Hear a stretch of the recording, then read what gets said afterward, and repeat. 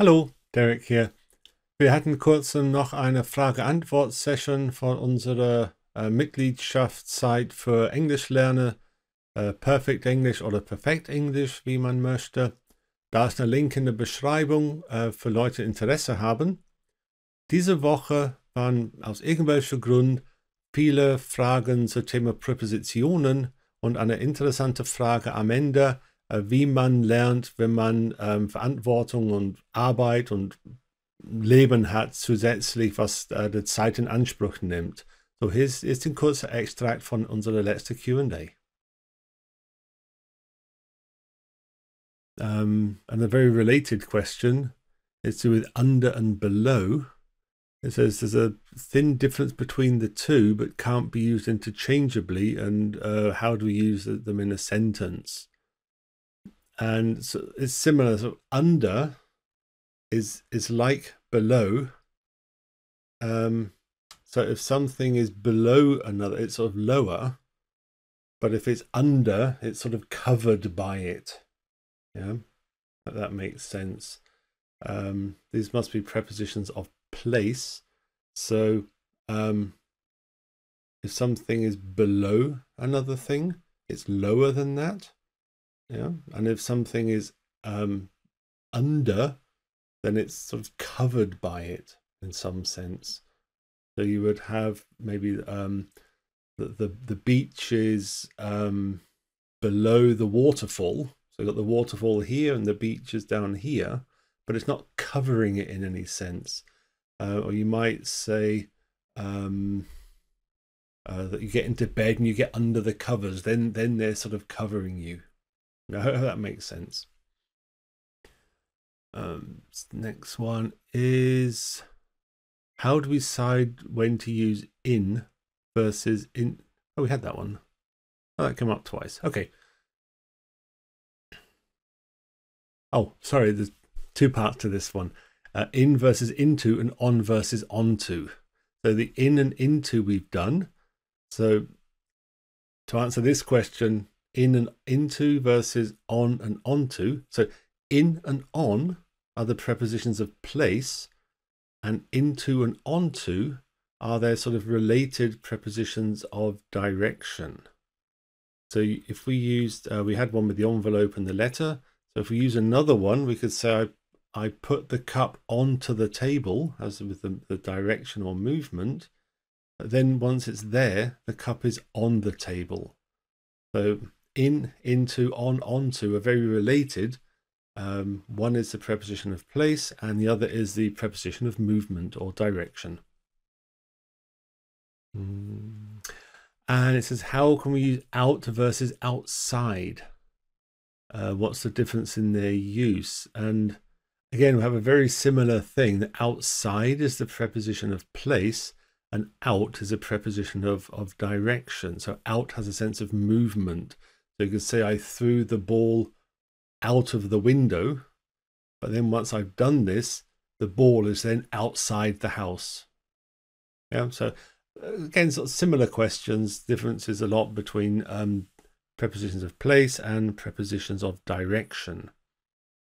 And the last one is not to do specifically with prepositions. A bit of a long question. And it says, if we're short of time due to multitasking, do we read all the rules in the course with examples and then read books and watch movies or TV? Or write in our diary to master all the skills? Or is it necessary to attempt practice exercises and quizzes to master every concept? Ideally, one should attempt the exercises, but at times one has to do multiple jobs. What's your take on this, specifically for people who have an active work life? Yeah, this is actually unfortunate. There isn't like a quick hack that you can just use to suddenly improve your language skills enormously. Unfortunately, it doesn't work like this. I wish it did. If I could have a pill that was good for an hour's worth of learning, I would make a fortune. So what I'll be inclined to do is, rather than trying to learn a little bit about everything, but when you're reading or when you're watching something on TV or a film or something, if you notice that there's a certain thing that you're not getting, and you notice it's the same sort of thing every time, then that's a good indication that that's the thing you should learn. So then bear that in mind, go on to the course material and think, okay, I'm really having a trouble with, say, prepositions of place and prepositions of direction. So then look at those. You can do some practice examples. You can search on the web for them. You can ask here. Do those and really make sure that you're kind of happy with them and you feel confident that you can use them and recognize them correctly. So and then once you're happy with those and you think, yeah, I've got this now, then go back to what you were watching or reading and make sure it now makes sense. And when you've done that, you can kind of tick it off a little bit and then carry on with something else.